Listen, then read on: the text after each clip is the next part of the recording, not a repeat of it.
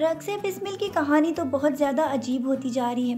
ایک طرف تو انا کو جب سے یہ معلوم ہوا ہے کہ زہرا کی ویلیو باہر کی دنیا میں بہت زیادہ ہے تو اس کے بعد سے اس کی بولی لگنا شروع ہونے والی ہے، کیونکہ شہریار تو اس میں بہت زیادہ انٹرسٹ لے رہا ہے۔ اور یہ باتیں سننے کے بعد تو انا کو بھی یہ فیصلہ کرنا پڑ رہا ہے کہ اب وہ زہرا کو اپنی ہی مرضی سے چلائے گی، اور جو کچھ شہریار کہہ رہا ہے وہ اسے بھی کرنا پڑے گا، کیونکہ شہریار عنقریب انا سے آ کر مل کر اس کو ڈیٹ کے لیے لے جانے کی کوشش کرے گا۔ جبکہ آپ یہ بھی دیکھ چکے ہیں کہ اب تو موسیٰ کی والدہ کو بھی اس نے بہت زیادہ اس بات پہ بلیک میل کر دیا ہے کہ وہ کسی طرح زہرا کا جا کر رشتہ مانگے۔ یہ ساری باتیں تو اس کی والدہ کے لیے ناقابل برداشت ہیں، کیونکہ ایسی بری جگہ سے لائی ہوئی لڑکی سے وہ کیسے اپنے بیٹے کی شادی کر سکتی ہیں۔ جبکہ موسیٰ بھی بہت زیادہ اپنی ماں کو ایموشنلی بلیک میل کر رہا ہے کہ بچپن سے لے کے آج تک میں نے آپ سے کچھ بھی نہیں مانگا، لہٰذا اب میں آپ سے مانگ رہا ہوں تو آپ کو مجھے دینا ہی پڑے گا۔ یہ باتیں سن کر تو اس کی والدہ کو بھی اس پر ترس آ رہا ہے،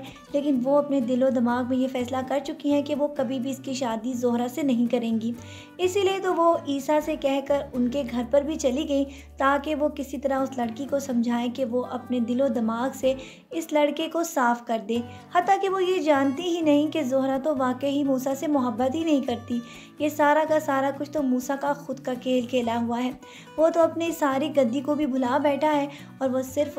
یہاں کی اس لڑکی سے ہی شادی کرنا چاہتا ہے، جبکہ اس کی والدہ نے انا کے ساتھ بات کر کے بھی یہ بات کہنے کی کوشش کی تھی کہ آپ میرے بیٹے کو یہاں نہ آنے دیں، لیکن وہ تو پہلے ہی موسیٰ کو یہاں نہیں آنے دیتے، جبکہ اس کے ساتھ ملاقات کی درخواست پر انا اس کی زہرا کے ساتھ ملاقات بھی کروا دیں گی، اور وہ زہرا سے یہ کہیں گی کہ خدارا میرے بیٹے کو سمجھاؤ کہ وہ تمہیں بھول جائے، میں تو اس کی زندگی کو برباد ہوتے ہوئے دیکھ رہی ہوں، کیا تم یہ چاہتی ہو کہ تمہارے عشق میں گرفتار ہو کر میرا بیٹا دنیا جہان سے اس طرح عاری ہو جائے اور تباہ و برباد ہو جائے؟ خدا کے واسطے کچھ ایسا کرو۔ پہلے تو وہ یہ سمجھ رہی تھی کہ شاید یہ باقاعدہ طور پر رشتہ لینے کے لیے آئی ہیں، لیکن ان کی باتیں سننے کے بعد تو زہرا کا بہت زیادہ برا حال ہونے والا ہے،